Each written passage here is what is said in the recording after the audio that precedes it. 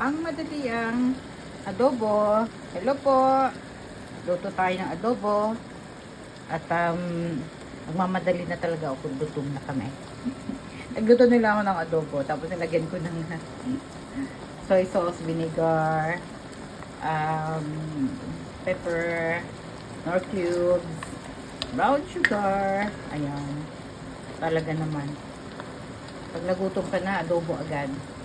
So, wala nang ibang halo, kundi onions lang at ginger. Kain na tayo. Gutom na talaga kami. Bye!